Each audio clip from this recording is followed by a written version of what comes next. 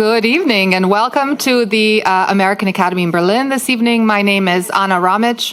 I am the Vice President and Chief of Staff here at the American Academy in Berlin, and we are thrilled that you've all joined us here tonight. You've joined us here for the Ellen Maria Gorison Lecture entitled Islam and Politics in America Today by Mark Massoud, who is the Professor of Politics and Director of Legal Studies at the University of California in Santa Cruz. I very much look forward to Mark's presentation this evening, which will focus on his current project in which he examines the role of religious minorities in the creation of American democracy and ultimately the role that religion plays in how people think about what human rights means. Mark is tracing the intertwined rise of anti-Sharia discourse and American Muslim responses to it. In both Germany and the US, Sharia or Islamic law is something that has not been particularly welcomed. Former Chancellor Angela Merkel has even publicly stated that there's no place for it in Germany, that there's no place for Sharia in Germany. And if you've watched Mark's spotlight video on our website, you'll have learned that in the US, nearly every state has either passed or introduced a bill banning Sharia. But what Mark found through his research is actually quite remarkable. And that's when asking American Muslims what Sharia means to them in their daily life, he's found that it's not a legal system per se, but that it's actually an ethical guide which provides people, specifically American Muslims, hope, especially at a time when hope is in short supply, at a time during rising Islamophobia in the United States and perhaps also in Germany. What Mark is doing is challenging negative perceptions of Sharia and by extension of Muslims on both sides of the Atlantic. That's a very, very big task, but it's one which we are certain that he will live up to, and that's why we're really fortunate to have him here with us this semester as the Ellen Maria Gorison Fellow.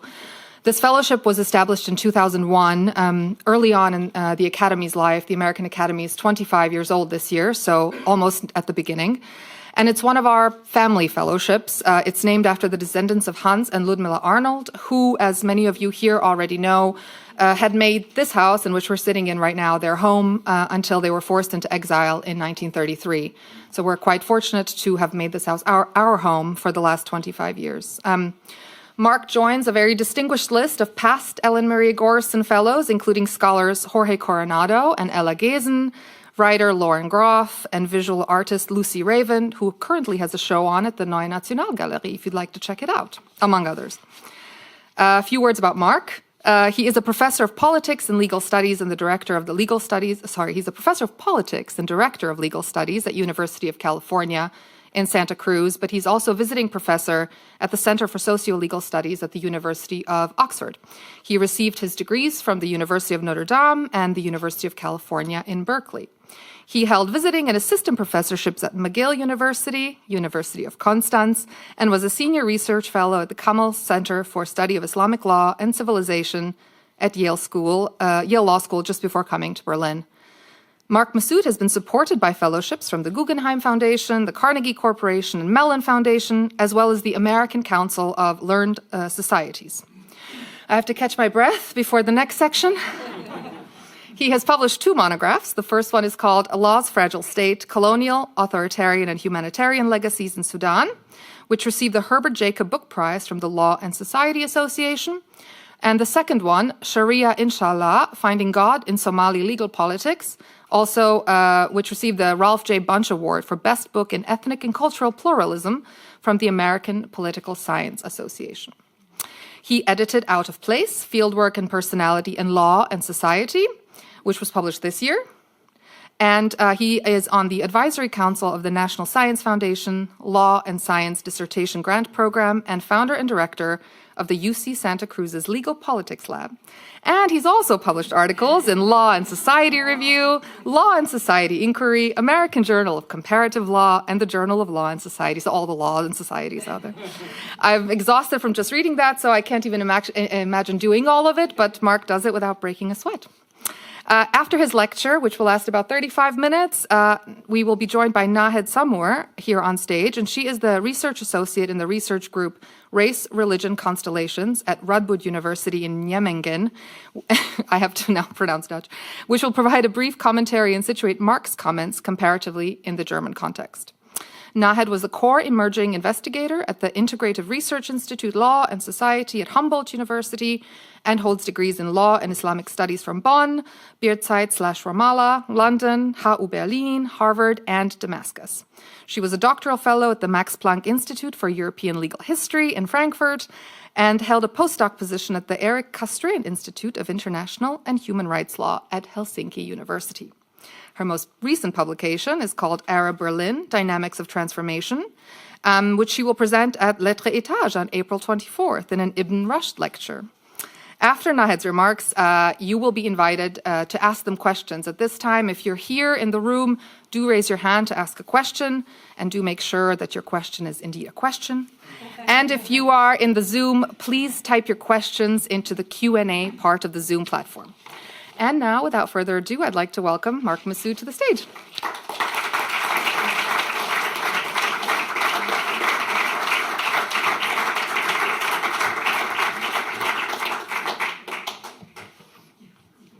Good evening. Thank you, Anna, for that introduction. I've long admired the American Academy in Berlin for supporting research that is engaging and interdisciplinary, so it's a great pleasure for me to be here tonight. Tonight I'll share results from research that I've been doing on Islam and politics in America. This is a collaborative project with Kathleen Moore. She's a professor of religious studies, and together over the last decade, she and I have studied this gap between how the public understands Sharia as a kind of violent and repressive religious law, and how American Muslims actually live Sharia as a kind of ethical guide or a set of ethical principles like caring for oneself, caring for others, loved ones, co-workers, caring for America, caring for God. In practice, Sharia could be as simple as eating halal food, praying regularly, helping the poor. Now, Sharia is commonly translated as Islamic law, but during the 2010s, we witnessed a major period of growth in American populism.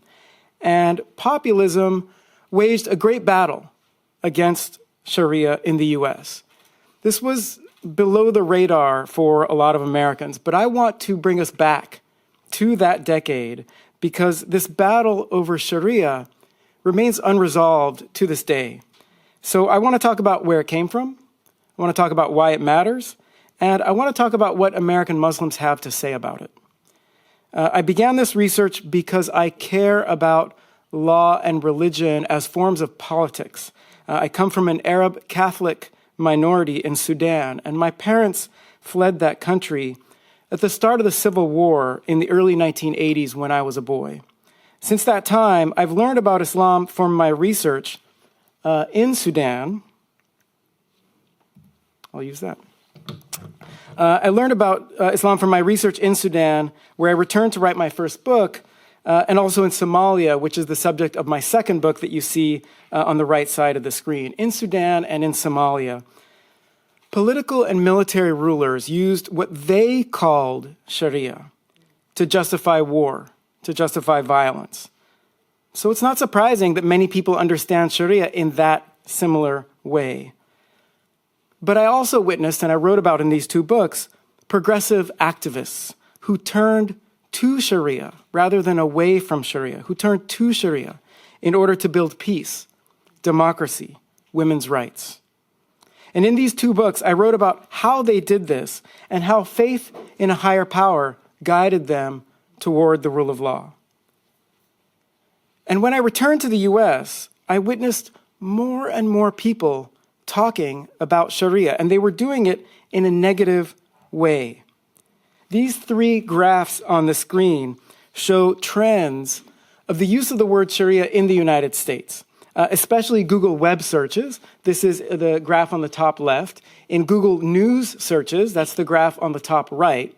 And also in books, where the trends in the use of the word Sharia has been increasing really over the last 20 years. But a lot of these big trends, what you see circled in the red, were in that 2010 to 2020 period as American populism was taking shape. During this period, as more and more people were talking about Sharia, they were depicting Sharia in a certain kind of way. American lawmakers and right-wing protesters characterized Sharia as a kind of stand-in for everything that is un-American. And I think it's important for us to understand how Sharia is lived, not just what political leaders or the media tell us that Sharia is. So to make this argument about the importance of Sharia in America, I want to do three things in my talk tonight. I want to do three things with you tonight. First thing I'll do is I'll discuss in more detail how anti-Muslim hate has taken aim in the last few years on the term Sharia or Sharia phobia. Second, I'll take us into the history of anti-Muslim hate and its comparisons with the historic exclusion of Catholics and Jews. Third, finally, I'll share some results from my engaged research and interviews with 104 Muslims in California who were living Sharia as a form of ethics in their lives. With my research team, we conducted these interviews largely between the 2014 and 2017 period. So my primary research spanned this 2016 election cycle, which I'm sure everyone in this room remembers very well. Okay, let me start with my first point that's highlighted on the slide on contemporary Sharia. In the 2000s, during the global war on terror, a small but well-funded group of right-wing organizations, self-styled policy analysts, they generated a narrative that pitted Islam against Sharia, or Islam against America. Some scholars of religious studies called this America's Islamophobia industry that pitted Islam against America. And this Islamophobia industry spread fear into American cities through advertising campaigns that argued that Muslims oppress women and kill homosexuals, and that Sharia had already infiltrated Europe and that it was creeping its way into America and into American law. Under this view, a Muslim can never be a loyal American because Muslims are, under this view, instead loyal to Islam or to ISIS or Al-Shabaab or Hamas or Hezbollah or Sharia or some other group or nation or system that is deemed un-American. These views of Muslims as disloyal outsiders gained traction during the war on terror and especially after the election of Barack Obama in 2008 and the allegation that Obama was a closet Muslim. Now, 2 years later, 2 years after the election of Obama, something different happened. 2010, something different happened. People in the state of Oklahoma, they voted to amend the state constitution to ban Sharia. And then, like a wildfire, nearly every other U.S. state between 2010 and 2020 also introduced a bill, some states more than one bill, banning Sharia. More than 230 anti-Sharia bills introduced across the United States in 45 of the 50 states. All of these anti-Sharia bills were rhetorical. They were also illegal. They either did not get enough votes to pass, or if they did pass, they were quickly overturned by courts for violating constitutional protections of religious freedom. But that hasn't stopped Americans from protesting, some Americans from protesting on the streets against Sharia. Back in 2017, which I think is the height of this anti-Sharia decade, thousands of anti-Muslim activists marched in 29 cities across the United States. They declared that Islam is Nazism, that Sharia threatens America, subjugates women, destroys our neighborhoods. So I asked myself, where is all this hate against Sharia coming from? What were lawmakers and anti-Sharia protesters trying to accomplish by introducing all these bills against Sharia and by protesting against Sharia? I learned that most of the anti-Sharia bills, like that first one in Oklahoma, they were written to prevent state court judges from considering Islamic or any other foreign legal system or foreign law in judges' decisions. Now, Oklahoma, really any other state, doesn't have any problem with judges following Sharia. But there was, as I said earlier, growing fear, especially among far-right groups, that Sharia had already infiltrated Europe with the influx of refugees, particularly from the Middle East, that Sharia was creeping its way or crawling its way across the Atlantic into the US and into American law. And Americans care about loyalty. Loyalty is a big part of this story. Showing loyalty to America is a big reason why, I think, these anti-Sharia bills caught on like wildfire. Now, if Islam or Sharia is like a law, and if an American judge follows Islam or Sharia like it is a law, then that weakens American law. And that also weakens people's loyalties to America. And loyalty to America, and loyalty especially to American law, matters a lot in America. It's part of our citizenship. When my parents became American citizens, like all naturalized citizens, they had to swear an oath of allegiance to support and to defend the United States Constitution. When I got a job as a professor at the University of California, I had to sign an oath of allegiance to the US Constitution and also to the California Constitution. Swearing allegiance, oaths of allegiance to the Constitution, both the state constitution and the national constitution, matters a lot in America. This is to say nothing of the loyalty review boards of the 1940s and 1950s that tested people's loyalty to American democracy, to American law, or to communism. More recently, Muslims have faced accusations of disloyalty. Politicians, like the former Speaker of the House, Newt Gingrich, have proposed testing all Muslims in America to see if they're loyal to the US, and then deporting those Muslims who say that they believe in Sharia. President Trump's 2020 re-election campaign, and you see Trump with Newt Gingrich on the slide together.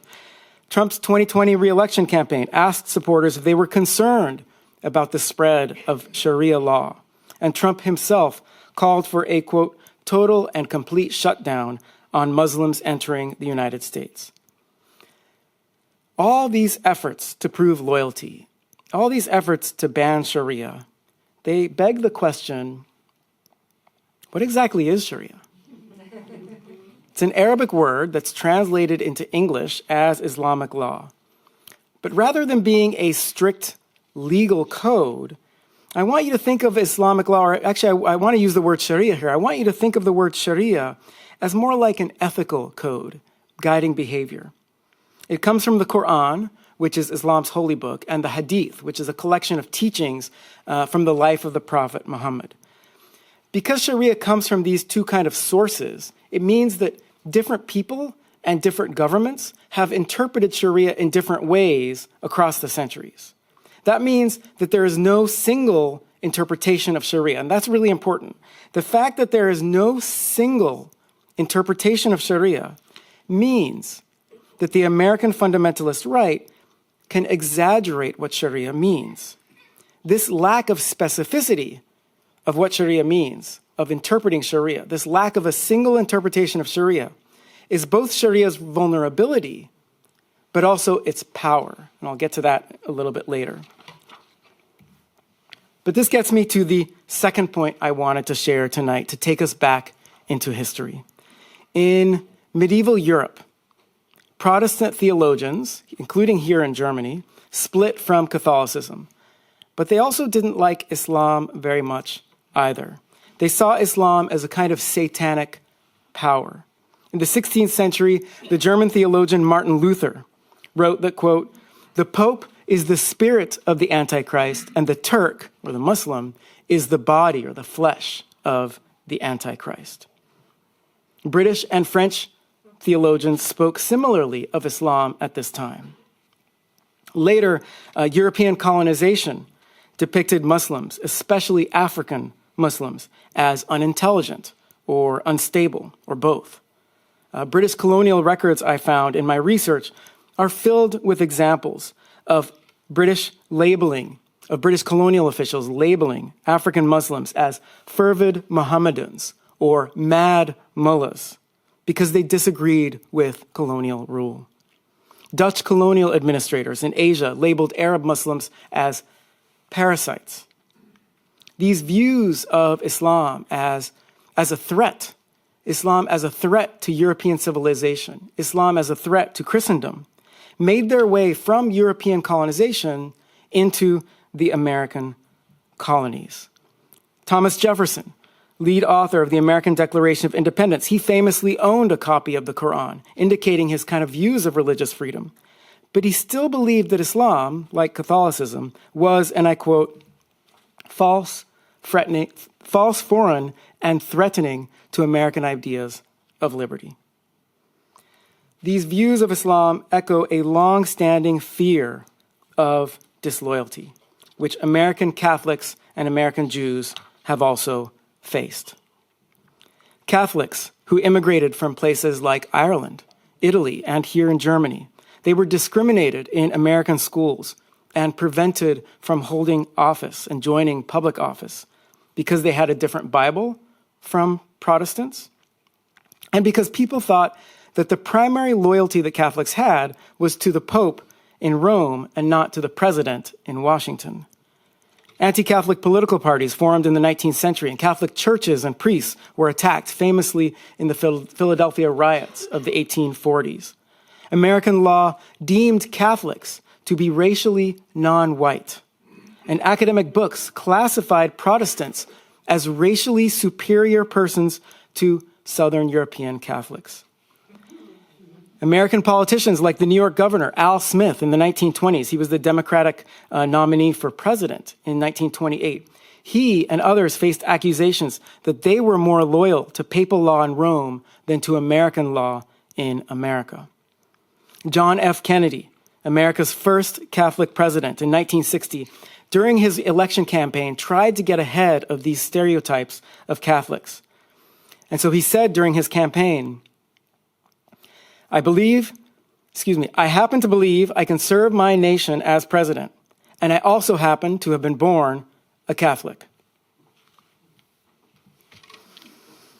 Jews have also faced deep dual loyalty accusations that Jews are more likely to be loyal to other Jews and to Jewish culture and Jewish law, halakha, than to the nation states where Jews live. The American founders debated having a Christian loyalty test, and though it didn't pass, Jews could not hold office in most U.S. states until the mid-1800s, more than a half century after the country's founding. The religion scholar Tisa Wenger writes about how American Jewish reform leaders in the 1900s shifted attention from Jewishness as a race or ethnicity to Jewishness as a religion to gain constitutional protections of religious freedom. She argues that American ideas of what counts as a religion are shaped in part by American views on race. And that's especially true historically for Catholics and Jews. And it's true now for Muslims who are kind of treated as a minority race in the US. Mormons and Native Americans have also struggled to be defined as religious groups. Why? In order to gain those very same protections of the First Amendment of the U.S. Constitution, which provides religious freedom. And once they have those protections, they can be seen as legitimate in the eyes of the law.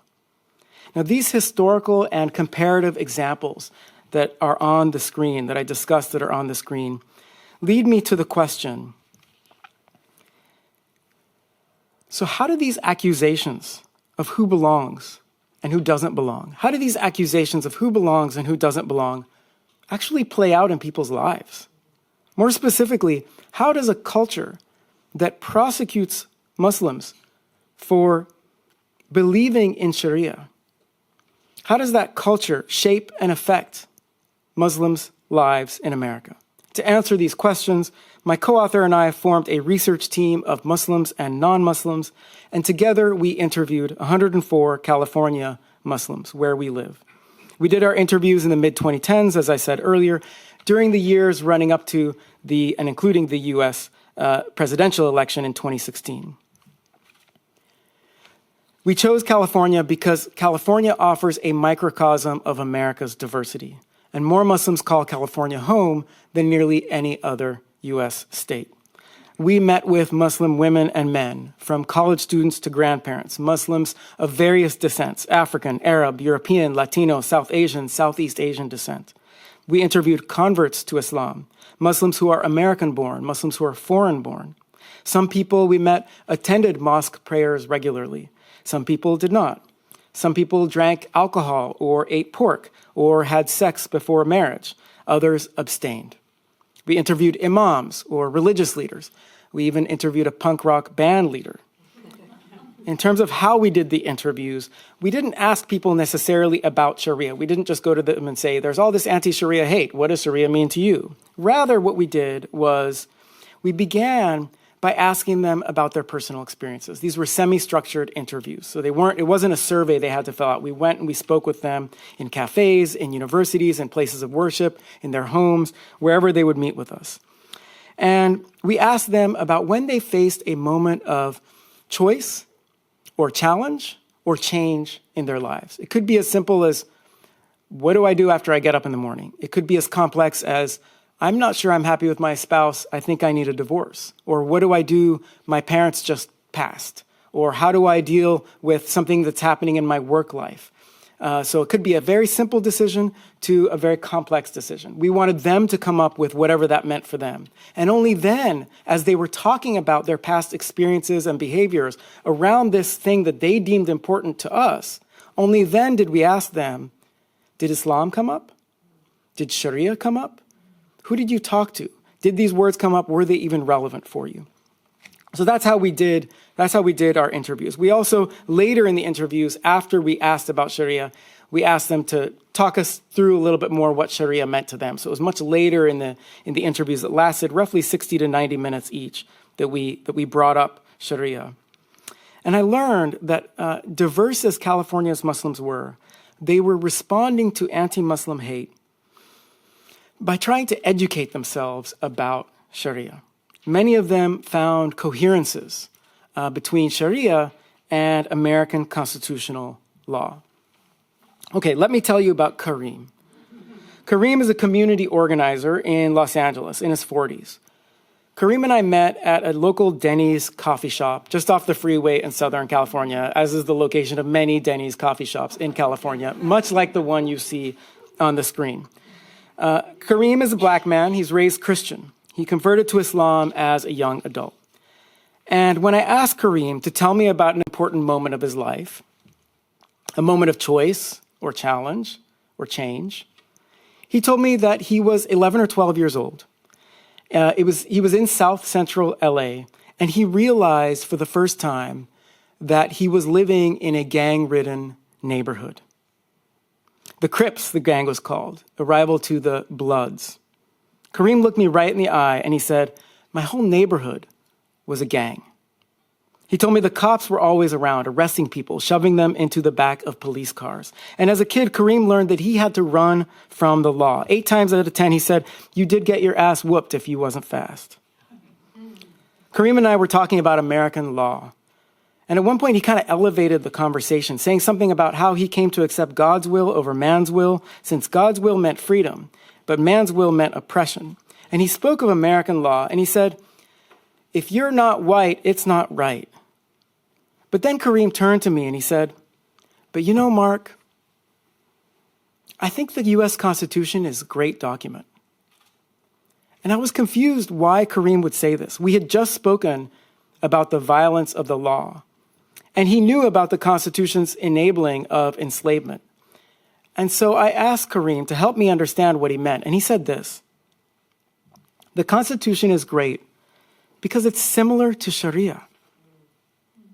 Both Sharia and the Constitution create diversity, human rights, and freedom, the freedom to think.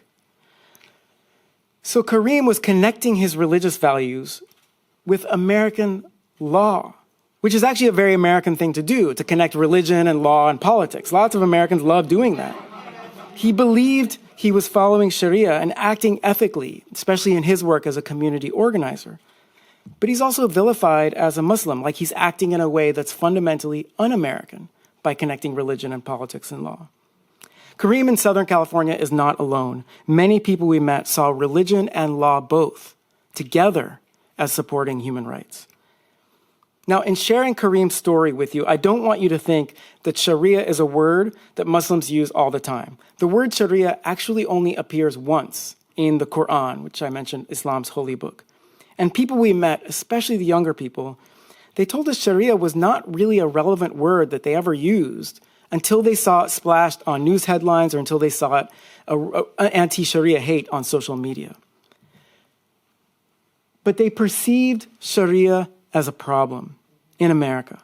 And in turn, they decided to educate themselves about what it meant to them. Some of the people we met formed study circles with others. Some of them went overseas to study Sharia. Others talked to their imams or their religious leaders in their mosques to learn about Sharia. Others, instead of going to the mosques, they went where a lot of young people go, which is to social media. They went on religious leaders' social media channels to learn about what Sharia meant. So to put it another way, what you see on the right side of the screen, in the context of the vilification of Sharia, the people we met were developing an interpretive and ethical posture through Sharia. One young woman we met saw so much hate on social media about Sharia that she went to her father and she asked him, "What does Sharia mean?" And he told her, "Sharia is what you're already doing, being kind to others, prayer, self-care." Sharia was the ethical life she was already living. One person we met said that learning about Sharia helped them to see that the U.S., quote, is much more Sharia compliant than any other place, including Muslim majority countries. For them, Sharia was an American way of life. This echoes comments from Kareem, whom I mentioned earlier, who I met at that Denny's coffee shop. Learning about Sharia also helped people think about and process American social problems. Camilla, a Muslim lawyer I met, she spoke about the problem of overcrowding in California's prisons, something that the U.S. Supreme Court had also deemed unconstitutional. Camilla said that her personal studies of Sharia made her, quote, more critical of the faults of our criminal justice system. To Camilla, Sharia was an ethical landscape from which she could understand and fight issues like prison overcrowding or the criminalization of immigration. Some Muslims we met spoke about what they called bad Sharia that existed overseas and a good Sharia that existed in America. Salim, a civil rights activist I met, I met him also in Southern California, actually. He said that being Muslim to him was, quote, a lifelong commitment to activism for good, that being Muslim meant being an activism for good. The bigger point here is that Islam provided a normative architecture for activism, sometimes separate from U.S. law and sometimes integrated with or alongside U.S. law. Indeed, Muslims we met and many others are bringing cases to the U.S. courts to challenge laws and practices that did not accommodate Muslims, including the right to wear the hijab in workplaces or the right of prisoners to practice Islamic rituals. So far from trying to import some kind of repressive interpretation of Sharia into American law, these people in these civil rights groups were using American law to expand protections for minorities in a way that I think affirms the promise of the U.S. Constitution. Let me say that there is a huge gap. Let me conclude and say that there is a huge gap between the legislative efforts and the protests against Sharia and what the people I met said. They're all using the same word, but they mean something entirely different. In American politics, we reached a tipping point where Sharia became part of the battle over what it means to be American. So there's a lot at stake for us to think about. What does it mean to attack Sharia or defend Sharia in American politics? We now live with two interpretations of Sharia in America that have collided and that are at risk of colliding again. One interpretation reduces Sharia to absolute law, violence, misogyny. And the other interpretation is in the stories of people like Kareem and Camilla and Salim, who I mentioned earlier. Although some anti-Sharia sentiment has subsided since 2020, this issue has long-term impacts on American Muslims' lives and on America. According to studies by the U.S. Department of Justice and nonprofit groups, up to half of Muslim children report being bullied for their faith. This is twice the national average. Where I live in California, a Muslim boy missed several days of school because he was scared to go back to school after his teacher printed and gave him some materials from the web that said Sharia allows men to marry children and that men have sexual rights over women who don't wear head coverings. For Muslim youth, bullying or the fear of being bullied is a part of life, and fear of Sharia has been an important part of this. So let me summarize. Sharia has been stylized as a repressive legal power that demands strict adherence. But I learned how American Muslims have been going out and educating themselves about Sharia and about law and about social justice to bring together law and religion and politics in productive and also progressive ways. Their efforts are providing hope, especially at a time where hope is in short supply. There is also, I think, a methodological intervention that my research makes, and that is about doing engaged research with members of a community to restore a human dimension to concepts like religion or Sharia or race or law that are often reduced to policy conversations. Later during the Q&A, I hope to show you a short video installation that I co-produced based on our data from our interviews in California. But for now, let me close my talk with gratitude to Anna for the introduction and for being here, and all the staff of the American Academy in Berlin for inviting me here and making my stay so pleasant. To my fellow fellows and their partners for the supportive community we've built together. To Nahid Samour, who will open our discussion, and thank you for sharing this space with me. I look forward to your comments and questions about this politics of Islam and Sharia in America today. Thank you.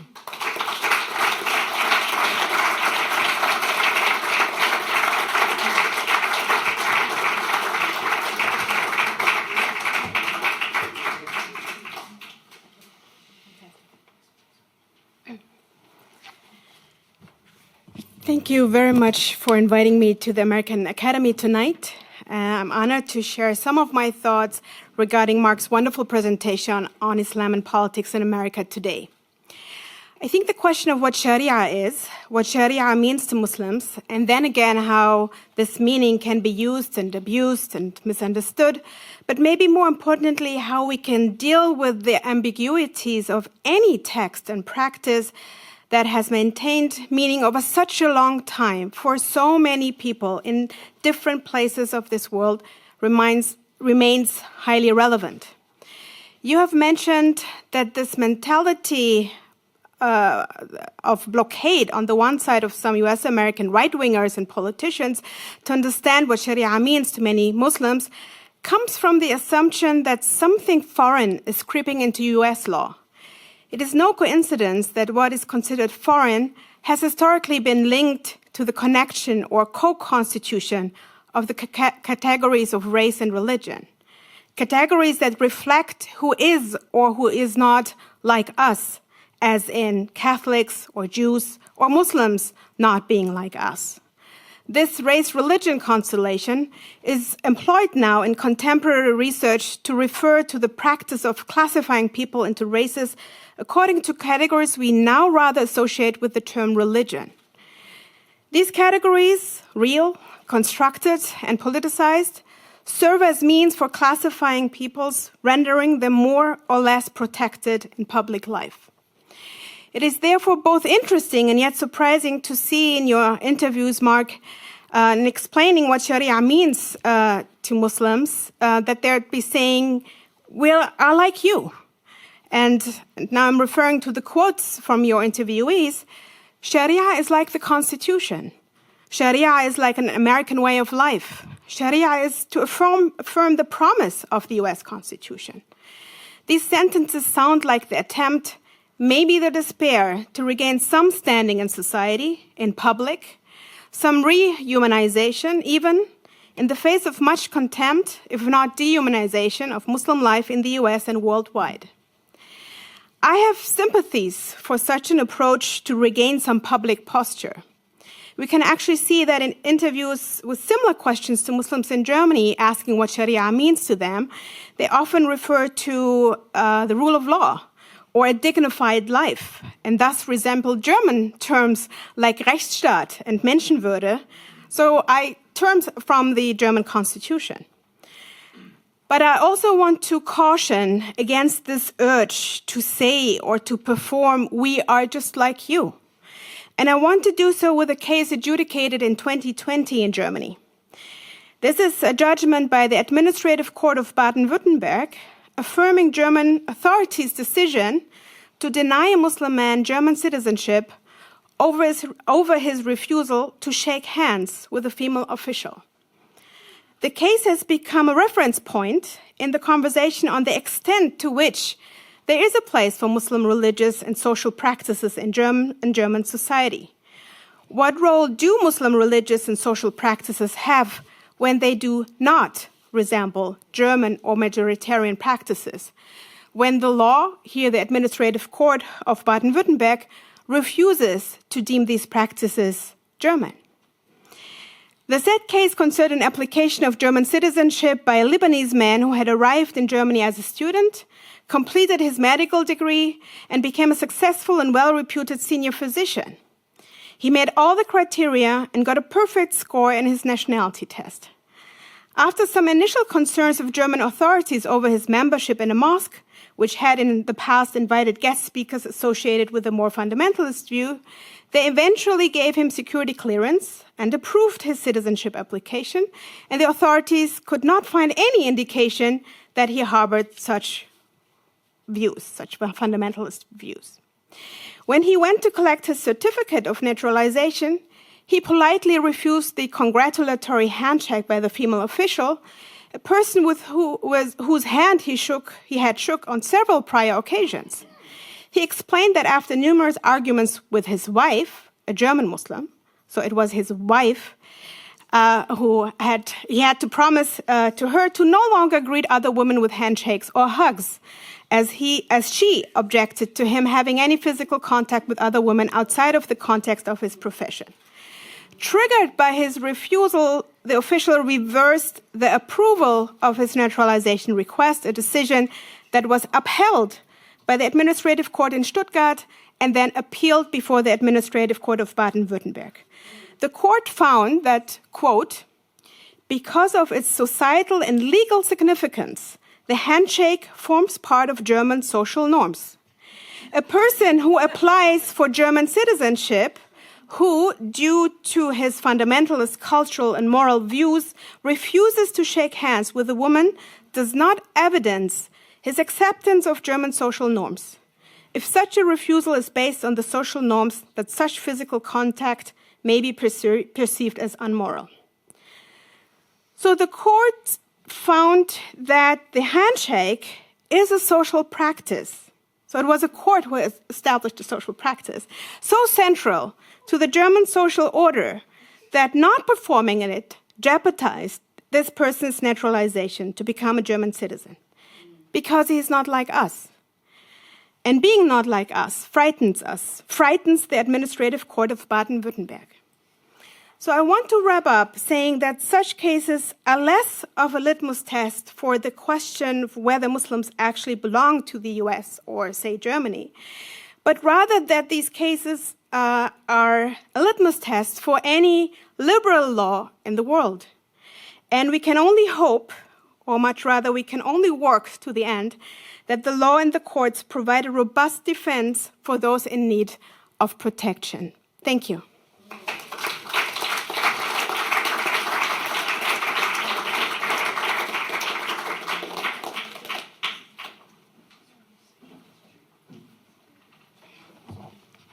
Okay, so at this point, what we'd like to do is open the floor up to all of you for questions, comments, provocations for either me or for Nahid's kind of situation of my work, situating my work in the more German context. I'll just say one thing as you formulate your questions, just around, for Nahid and me, we were talking about this earlier, the important role of courts in this story, both as adjudicating what Sharia means, or adjudicating what religious freedom means in the United States and in Germany, but also a space for resistance. So the courts are becoming the space where we see a lot of things happening, especially in American politics, where all political problems, all political issues are being kicked to unelected officials who are working in courts. And this is true on all sides of whatever Sharia means in the US, and it's also true, and I think Nahid's comments around Germany. The courts end up becoming the policymakers. Courts end up becoming the adjudicators in a lot of these debates that we're maybe unwilling to resolve through healthy debate together. We ask the courts to do it for us. So that's the one response I want to make to Nahid's comments. But other than that, I want to open it up to everyone in the audience. Start here. Yeah. My question, I have actually two questions, but they're very brief. You were talking about the rise of Sharia phobia in the US. I understand that you got your data from the Muslim community in California. You didn't study. You put this as a framework. You didn't study the rise of Sharia phobia in the US. However, what's your assumption? Do you believe there is a correlation to the rise of the evangelical movement? Is it maybe related to the rise of to the partisan battles over the Constitutional Court in the United States, which is always about values and identity? Or do you have any other suspicion, like what this might be related to? The other question is, my understanding, of course, this was let's say, an easy consumable presentation of your scientific work, but it seems that you went away with a rather positive, like you left us on a rather positive note when you talk about the reconciliation between Sharia and a set of principles and values and the US Constitution. However, I'm sure you also encountered Muslims who have a different view on that. There's a notorious mosque in Culver City, California, run by a sheikh called Hassan Syed, who is notorious also very well known across the Muslim world, who would probably give you a very different answer on that and believe that the seerah, the life of the Prophet, and Sharia is let's say the major principle and sometimes not reconcilable with Western lifestyle and constitution. So I wonder, what were your encounters and experience and people that you've talked to that do not share the outlook of Karim?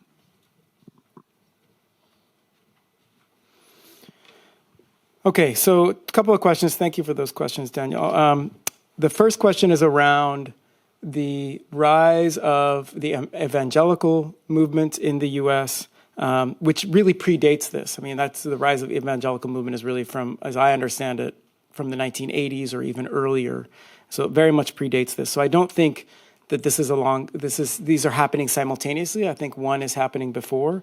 But that said, I think the point you're making is a broader one, that the anti-Sharia sentiment is part of a broader culture war that's happening. That because religion is so important in America, it becomes tied to religion, and it becomes tied to Christianity and the evangelical movement. It becomes tied to Islam and Sharia. I don't know. I mean, I didn't do research with the evangelical Christians. There are others, sociologists of religion, anthropologists of religion, who have done this. So I'm speaking just without any expertise of evangelical movement. But my sense is that I don't know if these people, one, really know or care what Sharia says. I think for them, it's just another word that becomes a signifier. It becomes a sign for something else. It's easier to just say the word Sharia, and once that word is uttered, it unfurls a set of associations like violence, misogyny, hate, foreignness. So one doesn't need to use all those more specific reference. They can just say the word Sharia. There's a whole field of anthropology called the anthropology of semiotics. And I think semiotic anthropologists would say probably what I'm saying, that Sharia effectively is a sign. It's a sign for people who, maybe some people in Christian evangelical movements, maybe others, they see it as a sign that unfurls these other kinds of associations that just don't need to be discussed. The Constitution is another sign. When we say the Constitution, it means certain kinds of things. Or the Pledge of Allegiance in the United States, that means certain things around loyalty, around childhood, around schooling. All people have to do is just say that word, and the associations just emerge in people's brains. And I think Sharia has become that. Your second point about, I left people on a positive note. I thought I was leaving people on a negative note. So I was happy that you picked up on the kind of positive. This happened a lot when the second book I wrote that's on display outside and that I showed in one of the early slides on Somalia. I got this kind of question a lot because that book looks at, not in America, I think a lot of my findings, maybe as Nahid pointed out, are kind of expected. Like it's not surprising that Muslims might describe Sharia in the same way, that American Muslims might describe Sharia in the same way that other Americans describe Sharia, because American Muslims are American. That about a good Sharia that exists in America and a bad Sharia that exists not in America or in other countries. When I was doing my research in Somalia, I found, as I said during my talk, time and again, dictators, military rulers, political leaders, autocrats using Sharia as a justification for their repressive rule. Why did they do this? I think it was, I think they did it because what they're trying to say is, this is why Sharia appears in a lot of constitutions. And I know you've worked on constitutions yourself.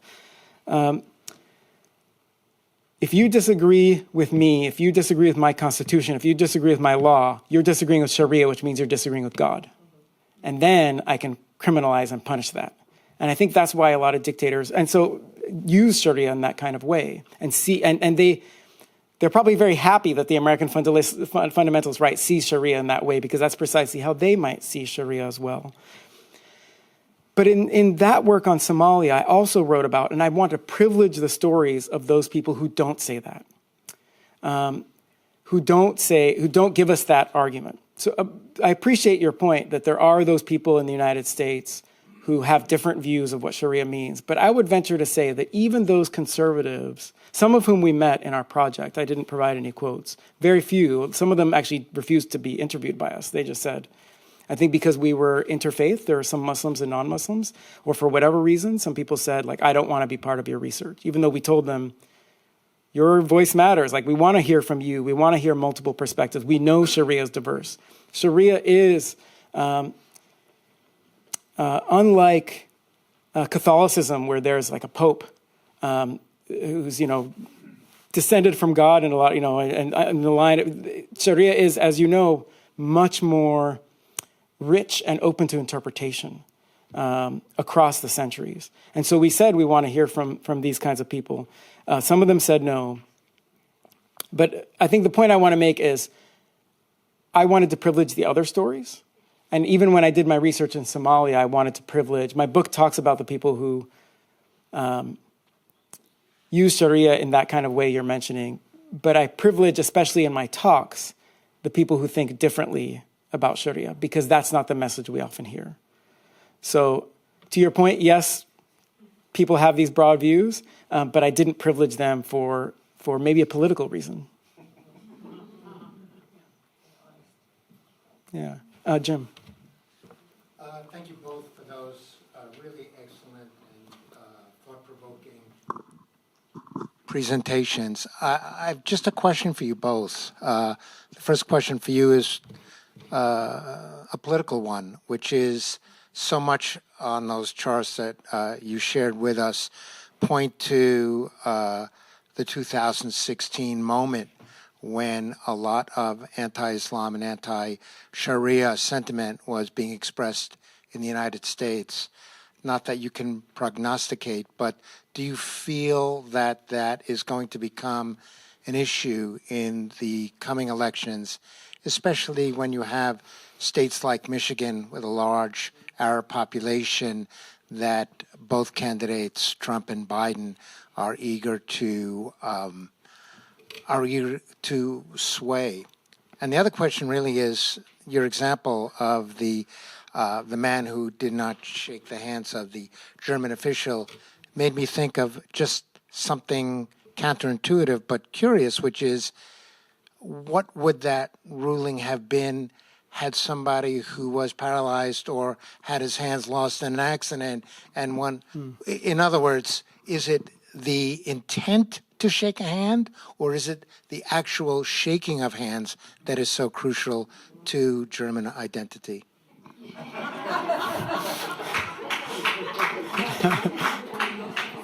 And I mean that in all seriousness. It was not intended as humorous. So thank you, Jim. Jim is one of my fellows here at the Academy and has helped to make my stay very special. So I appreciate that question. And I cannot and won't try to predict the future. I could certainly see this going either way in America. But, as you and I have talked about this before, like this, the reason I could see this going either way is because anti-Sharia hate is, in many ways, like COVID. It's like embedded in the bloodstream of America. It's just part of the bloodstream. It's part of this.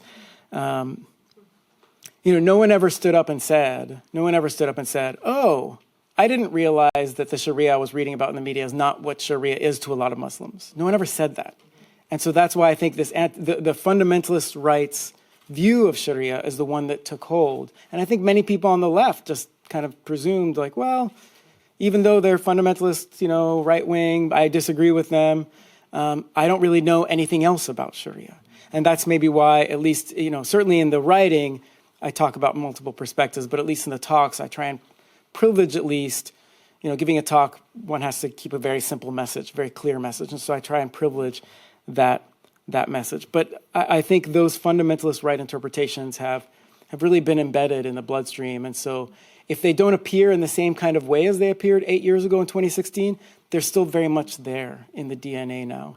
And part of my work as a scholar and part of my work as an intellectual is to remind people of that, of how we got to this place, I'll let Nahid answer the question about the handshaking.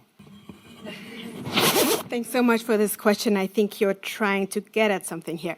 So the question is, so what about the paralyzed man who, can't shake hands? And I think the question is about, for who is the German law and German courts, for whom are they willing to make an exception? Right? So the norm, actually, there's a norm here where it says to be granted German citizenship, you have to fit into German life. Einfügung in die deutschen Lebensverhältnisse, right?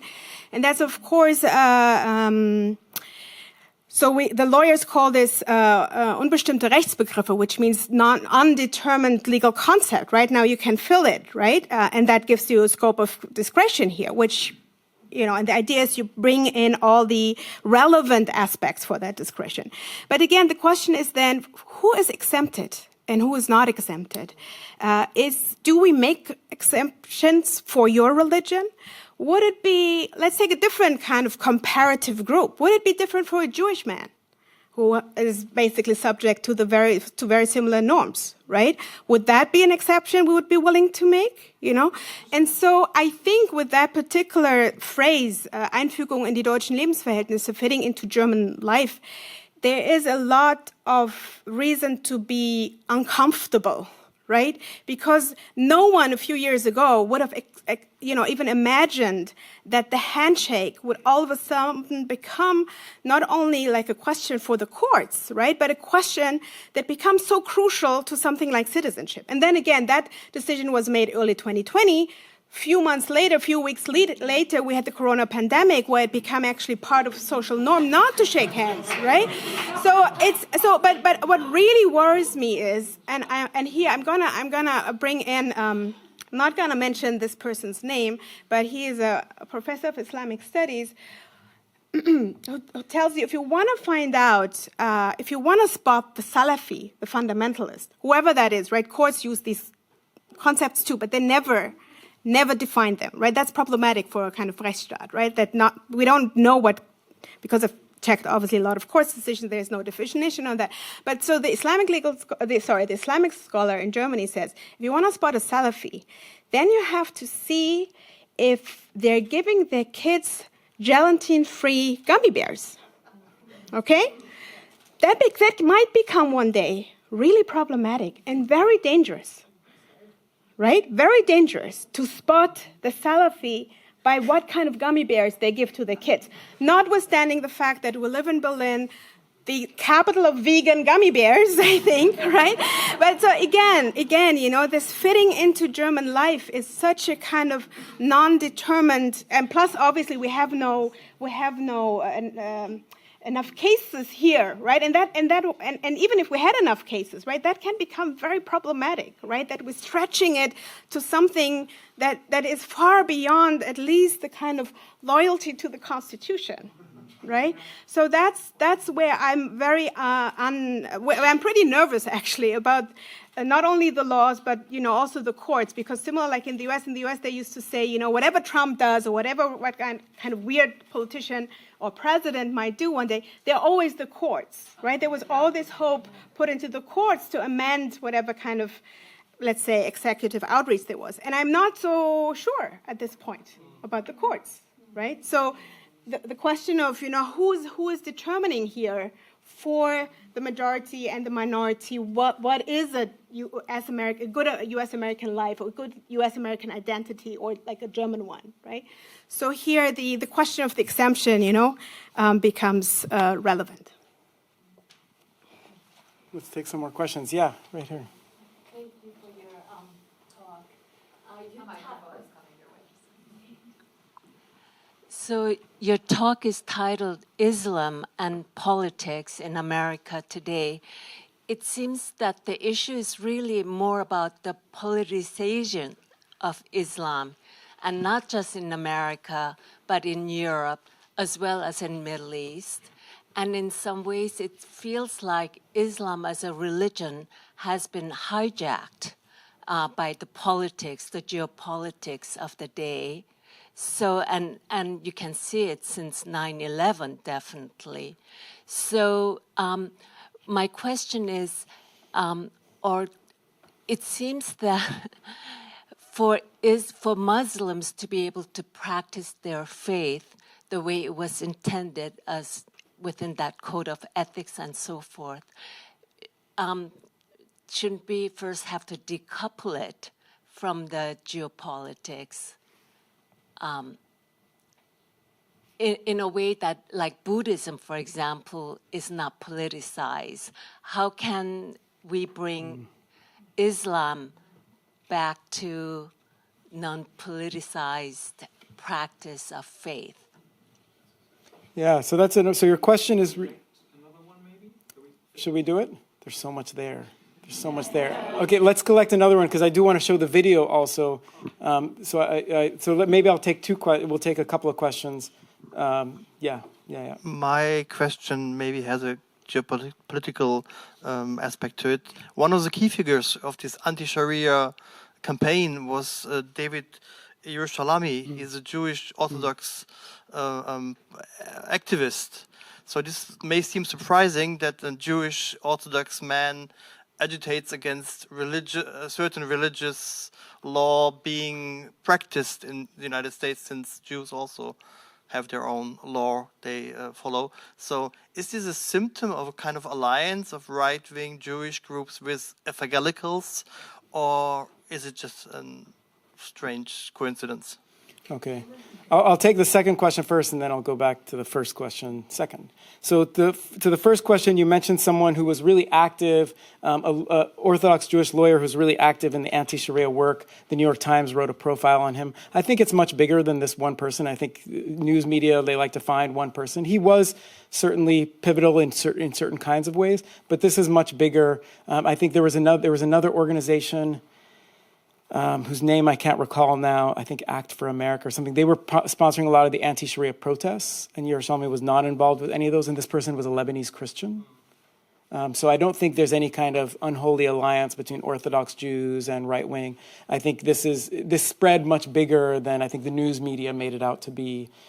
There wasn't one person responsible for 45 states introducing bills to ban Sharia. This became, as I said earlier, part of the broader culture wars. That Sharia became a signifier for legislators just saying, "Oh yeah, let's ban Sharia because we don't want to have misogyny," or we don't want. It meant other things to them. It took a life form of its own, beyond what that one lawyer did in the early days. Then to the first question on geopolitics, your question was around. You mentioned Buddhism. Your question. It was about Islam being hijacked. Yeah, about Islam being. You said it's being really politicized, and why can't we just get back to a place where Islam is not politicized, and then so that people can start maybe to respect Islam in the same way maybe they respect other religions. I don't think that's the case for a few. I don't think that ought to happen for a few reasons. One is, I think we are in a space where all religions are politicized and we're just kind of stuck with it. Two is, I think seeing religion as separate from politics, it's also a very kind of American thing to do. And what it's meant in America is, it's a very Protestant Christian way of envisaging the world, which is, there's some scholars of American history who argue that the reason America talks so strongly about the separation of church and state, that's not in the US Constitution. The thing everyone hears about, the separation of church and state, it only emerged as an idea in the mid-18th century, something like 50, 75 years after America's founding, in part because of the strength of Catholic immigrants. Protestants then set up and said, oh, we need to separate church from state because what if Catholic immigrants join the state and then their church will be part of the state? So it wasn't until Catholics started immigrating en masse that some people said, oh, let's depoliticize religion in order to avoid the integration of religion of people from other faiths. And so I don't think it's possible to do that now with Islam because doing that kind of project has a particular history in America around trying to say separate or depoliticize certain faiths, which essentially meant in U.S. history, let's erase those faiths. Let's erase power from those faiths. And so that's why I'm a little reticent. I appreciate your impulse, which is how can we get to a place of safety for religious persons? I'm not sure that's the right way. And then to the final point you made about Buddhism, I edited a book series with Cambridge University Press, and one of the authors in our book series is writing a book now about the politics of Buddhism in Sri Lanka. And Buddhism is highly, highly politicized in that country, for better or for worse, sometimes for good reasons, sometimes for really negative reasons. So I don't think any major religion is safe from that politicization. We're just kind of stuck with it. Absolutely, it's how we use it. And unfortunately, after 9/11, Islam has become politicized more than ever. So it's about the tide, it's never static. Well, I mean, look at Martin Luther. It's more than ever to us. It's more than ever to us. But Martin Luther, when he was pinning his 95 Theses on the door, he said that the Turk is the flesh of the Antichrist, that the Pope's spirit lived in the flesh of a Muslim, and that was the satanic figure. So that strikes me as pretty severe.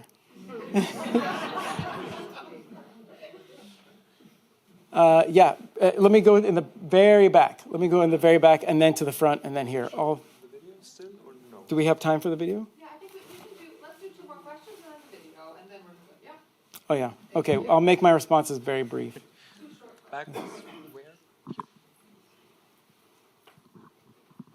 Thank you for being so realistic and hopeful at the same time. I was wondering whether Sharia has evolved in the past, or how has it evolved in the past, and is there something like Sharia 2.0, or how do you translate Sharia into today's terms? For instance, in Europe, we have, I come from the technology world, and in Europe, we focus on ethical AI. So, for instance, has there been any Sharia guidelines for AI, or in the of regulation in the cryptocurrency world? Also, Rome has published some guidelines for investment. So, you mentioned these both productive and progressive projects. How would you suggest to translate Sharia into today's world? And there was another question in the front. Yeah. Thank you very much. The microphone is coming. Otherwise, the people on the Zoom can't hear. Okay. So, well, thank you very much. I'm still very intrigued with the difference you were making or your interviews were making between Sharia here and Sharia there. And I'm wondering whether, like in such globalized times, we can stick to that distinction in the future.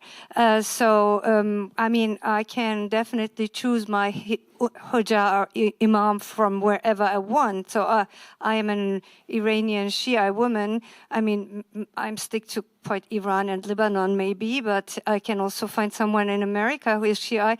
And so I can choose and cherry pick Sharia. And if I choose, and this is somehow connecting to Daniel's question, I have to admit that Sharia, the way it is interpreted in other countries, still is very much this kind of toxic and evil image that we might not cherry pick if you want to describe it in a kind of assimilated Western worldview from here to say, well, it's kind of German or it's kind of American. But still, my question leads a little bit to this idea, and I want to broaden it up.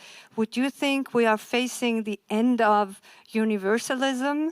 So, if there is no Sharia because you can cherry pick it, is there no democracy because you can cherry pick it? So obviously, if I would be an Afghan woman, I would say, well, democracy is really evil. And if obviously watching at what Sharia is telling people in Iran, not only from a law-based perspective, but also in like personal villages and everywhere, you can still kill people because they are homosexuals or whatsoever because they don't wear a hijab. But then looking from that perspective here, we look at Islamophobia and see that it's especially women with hijab who are treated badly. So it's two types of the same women treated under the same law in very different ways, like Nahed was also pointing to. So is there anything that is universal still? Yeah, so two very big questions and not enough time to take them. Thank you both. I won't do justice to your questions, but just very briefly on the first question around Sharia compliance, ethical AI, Islamic banking. There's so much research on this. I was trying to do a different kind of research project with this research project, which is much more rooted, less in institutions and more in people's daily lives and experiences. So the research I was doing is a little bit different from that, but that is it's an alive research agenda in Islamic studies, in technology studies, in finance studies, is the thinking about the relationship between religion and all of these other fields. And that segues to the next question, which is, whose perspective matters? And if no one's perspective matters, then what do these words even mean? I think so Islamic law, as kind of for whatever Islam, I don't want to get way too deep in this, but in the jurisprudence of Islam over the centuries, there have been different scholars who have interpreted Sharia, and they have, as you probably know, been in Sunni law even, let alone adding Shia law. There were hundreds of schools of thought of Sharia. Of interpretations of Sharia. Those coalesce to four schools, the Hanabi, Maliki, and so on, the four schools of thought in Sunni law, let alone the school of thought in Shia law. But that never meant that Sharia ceased to exist or that there was no universal. I think it just meant that different people at different times interpreted it in different ways for those times. Some people interpret it in the way you mentioned, some people interpret it in other kinds of ways. But the fact is that those interpretations, to me, the richness comes from knowing that there are multiple interpretations and being able to challenge power then. Because when some people this is me wearing my politics of religion hat and not my law hat. If I wear my politics of religion hat, I see that anytime someone says, no, this is the interpretation, then that person is asserting power. Whether it's someone who says Sharia is, kill homosexuals, or Sharia is, no, allow them to get married to one another. Either way, they're asserting a form of power. And that's what is interesting to me, that they're using that religious discourse to assert a form of power, whether it's a form of power that resists or a form of power that entrenches. To me, that's interesting, and it means that it's not that Sharia no longer exists because it has no meaning. It means it exists in its multiple meanings and in its multiple contexts. That is precisely how it exists. And enabling that kind of understanding of Sharia or halakha, if you're Jewish, or Christian codes, if you're Christian, helps people to think about how people make religion matter. Because religions die if they no longer matter. They just become like Nefertiti's head in the Noyes, they're just there. But it's the constant reinterpretation that makes religion matter. So on that note of constant reinterpretation, let me show you the interpretation that Justin Mashouf, he's an Emmy Award-winning filmmaker, a Muslim-American filmmaker based in LA, and Mark Gonzalez, he's a Latino convert to Islam, a poet. We gave them, I met with both of them, and I gave them our interview data. It was a totally new way of doing research for me. And I walked them through, I had many 3-hour sessions with them saying, with anonymized interview data, explaining what people shared with us, including, we asked them one question at the end of the interview just to kind of lighten things up. Like, if I say the word Sharia, what are 3 words that come to your mind? And so that features in this film. So I want to share that now. It's just about 5 minutes, and then we'll close. But I do want to leave you with sort of an artistic interpretation, how artists interpreted academic data.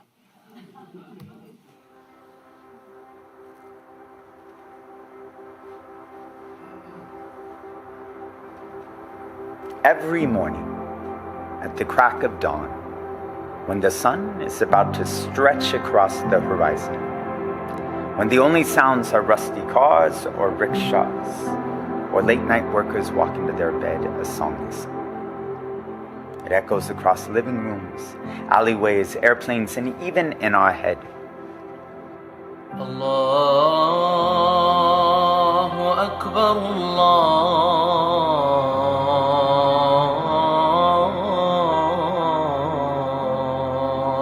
Akbar. And then, a call to prayer. A melodic whispering of all that is God, all that is good, and all that is sacred. So when you ask me, what is the definition of Sharia? I reply, Sharia is less of a term, more of shorthand for a 6-word question that asks, how do you govern the sacred? We asked 100 people across ages and identities, South Asia to North Africa, youth to elder, atheist to imam, and this is their story.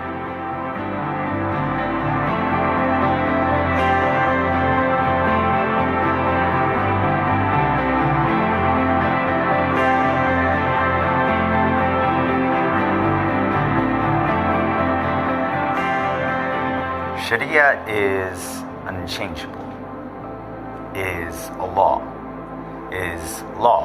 is fixed, is fluid, is whatever you want it to be. Sharia is not important, is not important to me, is law, is culture, is love, is law, is a way of life, is love, is law, is whatever you want it to be. Sharia is politics, it's prayer, it's pathway, it's freedom to think, it's the will of God, it's abuse of women's rights, it's backwards, morality and ethics, it's practicing humanity. Sharia is the most misunderstood word in the United States. Personally, I don't see the Quran as a coercive text. I see it as a text. And God's speech is meant to be persuasive, not coercive. God is really saying, and this is my own opinion, this is what you should be doing, not this is what you must be doing. Now, if you do it, great. If you don't do it, there might be consequences. No one here is forcing you to do any of this. Most Americans know nothing about Sharia, but they do remember what happened to Salman Rushdie. If I don't stand up and define myself and my religion, somebody else will do it for us, which is what is happening right now. For me, if I were to use the word Islam at all, I would rather use the word freedom. Freedom is what Islam is, and one who's free is a Muslim who has the freedom to, submit to his will. I can't submit to his will unless I'm free. It depends on what you're trying to get out of it. It's good if you use it with moderation, just like medicine is good. It heals. But if you overdose, then you come in trouble and become harmful. So it's a double-edged sword, just like a knife. You can use it to slice your food or use it to harm yourself. Look at your wrist, then look at your watch. How old is the universe? What day will you take your last breath in? How do you want to be buried? Who birthed you? Then who birthed time? What is the key of your laughter? Tell me the nationality of your soul. How do you love? Define sacred. Quantify love. Quantum leap to the seventh heaven and sit at the place where the gate above this universe still sits far below the lowest level of perfection. You will find sharia is a playground of the divine, where dreams are prayers and prayers are dreams. Iyyaka na'budu wa iyyaka nasta'in. Ihdina siratal mustaqim. Guide us to the path of that is good, that is God, and that is sacred. Let us play. Amen.